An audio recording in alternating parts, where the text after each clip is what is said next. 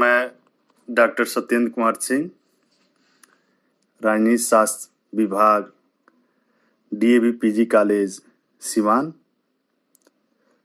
मैं आप सबका हार्दिक स्वागत करता हूं। आज हम लोग बीए भाग 1 राजनीति विज्ञान प्रतिष्ठा विषय के अंतर्गत डॉक्टर राम मनोहर लोहिया के बारे में अध्ययन करेंगे। डॉक्टर राम मनोहर लोहिया का जन्म 1910 ईस्वी में हुआ था। डॉक्टर राम मनोहर लोहिया आधुनिक भारत के ऐसे प्रतिभाशाली राजनीतिक विचारक थे जिन्होंने भारत के आज़ादी के आंदोलन और समाजवादी आंदोलन में सक्रिय भूमिका निभाई। उन्होंने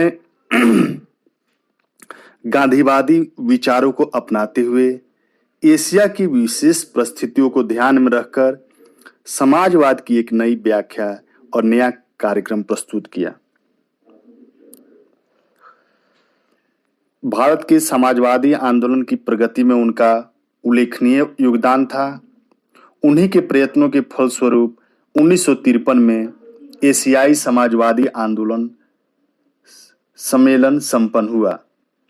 1952 में वे कांग्रेस समाजवादी दल के अध्यक्ष के रूप में इस बात का समर्थन उन्होंने किया कि समाजवादी चिंतन में गांधीवादी विचारों को और अधिक अंश में सम्मिलित किया जाए। दिसंबर 1955 में भारतीय समाजवादी दल की स्थापना हुई और लोहिया उसके पहले अध्यक्ष बने। लोहिया ने भारत की विदेश नीति की खुलकर आलोचना की थी। उन्हें पंडित नेहरू की गुटनिरपेक्षता की नीति में विश्वास नहीं था। उनका कहना था कि भारत को विदेशों में पक्के मित्रों की खोज करना चाहिए। आगे चलकर लोहिया हिंदी के महान समर्थक बन गए। वे चाहते थे कि हिंदी को अंग्रेजी के स्थान पर शीघ्र ही भारत की सहकारी भाषा बना दिया जाए।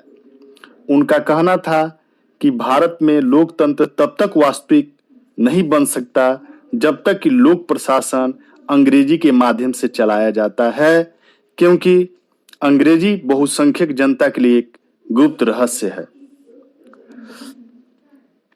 अब जो राम मनोहर लोहिया की एक महत्वपूर्ण पुस्तक है फील्ड ऑफ हिस्ट्री, उसमें उन्होंने एक अवधारणा प्रस्तुत की है।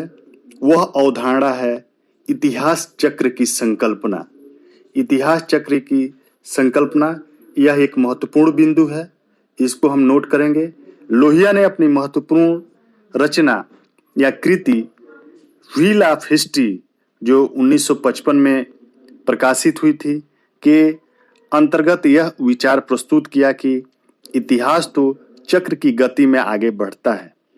इस व्याख्या के अंतर्गत उन्होंने चेतना की भूमिका को मान्यता देते हुए द्वंद्वात्मक या डायलेक्टिक मेथड को एक नई दिशा में विकसित किया जो हेगेल और मार्क्स दोनों की व्याख्याओं से भिन्न थी। लोहिया के अनुसार जाति और वर्ग ऐतिहासिक गति विज्ञान की दो मुख्य शक्तियां हैं।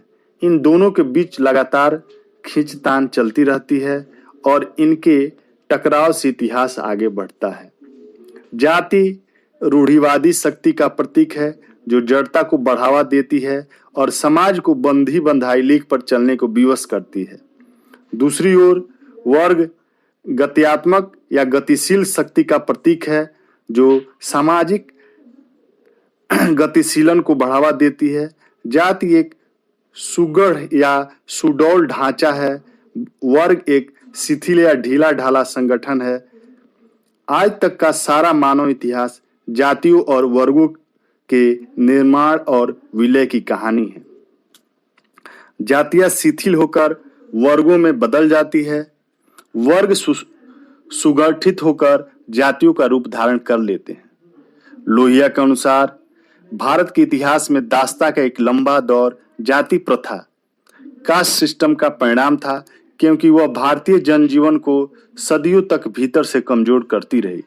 इस जाति प्रथा के विरुद्ध अनथक संघर्ष करने वाले को ही सच्चा क्रांतिकारी मानना चाहिए।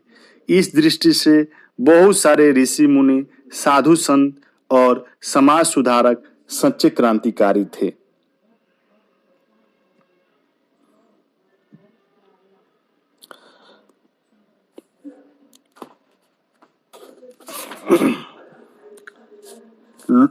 लोहिया ने जो अपना विचारधारा दी, उनकी विचारधारा समाजवाद का एशियाई संदर्भ में था।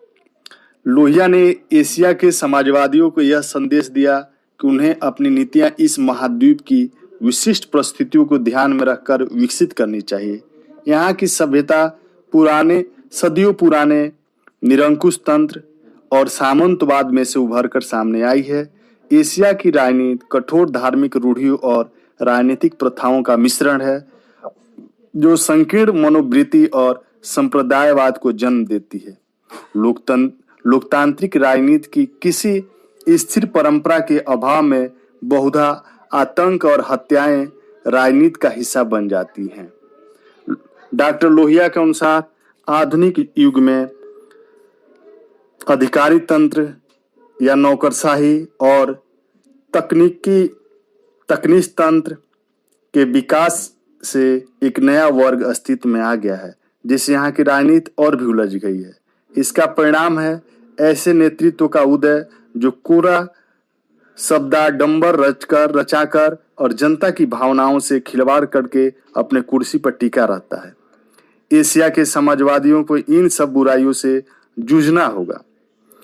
उन्हें अपने लिए ऐसा मौलिक एवं विस्तृत समाज दर्शन विकसित करना होगा जो एशियाई समाज और राजनीति की विशेष परिस्थितियों से जुड़ी हुई व्याधियों का प्रतिकार कर सके।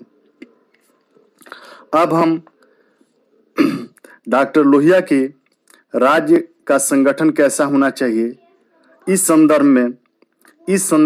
संबंध में उनकी एक बहुत महत्वपूर्ण अवधारणा है चौखंबा राज्य की या 4 पिलर स्टेट की। डॉक्टर लोहिया ने अपनी चर्चित जो पुस्तक है या कृति है एस्पेक्ट्स ऑफ सोशलिस्ट पॉलिसी,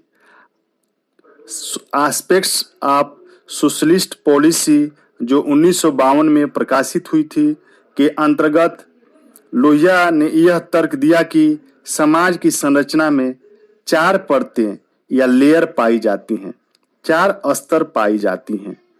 ये स्तर गांव, मंडल या जिला, प्रांत और राष्ट्र हैं।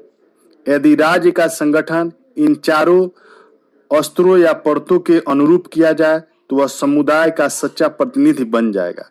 अतः राज्य में 4 स्तंभों का निर्माण करना होगा।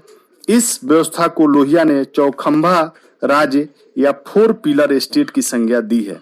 जैसे 4 स्तंभ या खंभे अपना पृथक अस्तित्व रखते हुए भी एक छत को संभालते हैं, वैसे ही यह व्यवस्था केंद्रीकरण और विकेंद्रीकरण की परस्पर विरोधी अवधारणाओं में सामंजस्य स्थापित करेंगे। इस तरह प्रशासन के 4 स्वायत्त अंग स्थापित किए जाएंगे: गांव, मंडल, प्रांत और केंद्रीय सरकार, जो कार्यात्मक संघवाद के अंतर्गत आपस में जुड़े होंगे। प्रचलित व्यवस्था में जिलाधीश का पद समाप्त कर देना होगा, क्योंकि वह प्रशासनिक शक्ति के जमाव का या केंद्रीकरण का प्रतीक है। पुलिस और कल्याणकारी गांव और नगर की पंचायतों को संभालने होंगे। ग्राम प्रशासन छोटी छोटी मशीनों पर आधारित कुटीर उद्योगों को बढ़ावा देगा, जो सहकारी संस्थाओं के रूप में संगठित होंगे। इससे आर्थिक शक्ति के केंद्रीकरण और बढ़ती हुई बेरोजगारी को दूर किया जा सकेगा। लोहिया ने इस प्रस्तावित व्यवस्था को विश्व स्तर तक लागू करने का सुझाव दिया है, जो विश्व संसद और विश्व सरकार के रूप में अपने तर्कसंगत परिणाम पर पहुंचेगी। लोहिया विकेंद्रीकृत समाजवाद के समर्थक थे। इसका अर्थ है छोटी मशीनें, सहकारी श्रम तथा ग्राम शासन। पूंजी के संचय तथा बढ़ती हुई बेकारी को या बेरोजगारी को रोकने के लिए लोहिया ने छोटी मशीनों पर आधारित उद्योगों का समर्थन किया। अपने जीवन के अंतिम दिनों में लोहिया कहने लगे थे कि परंपरावादी तथा संगठित समाजवाद एक मरा हुआ सिद्धांत तथा मरणशील व्यवस्था है। इसलिए उन्होंने नवीन समाजवाद का नारा लगाया। इस नवीन समाजवाद के लिए उन्होंने 6 सूत्री योजना का निरूपण किया। आय तथा व्यय के क्षेत्र में अधिकतम समानता के स्तर को उपलब्ध कराना अत्यावश्यक है। इसके लिए राष्ट्रीयकरण एक महत्वपूर्ण साधन है, किंतु वह एकमात्र साधन नहीं है।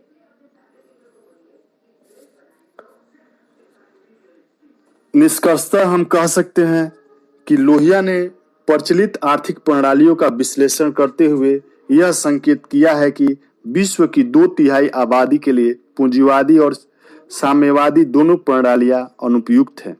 इन दोनों प्रणालियों के अंतर्गत बड़ी बड़ी मशीनों का प्रयोग और बड़े पैमानों पर उत्पादन होता है, जो आर्थिक और राजनीतिक शक्ति के केंद्रीकरण को जन्म देता है।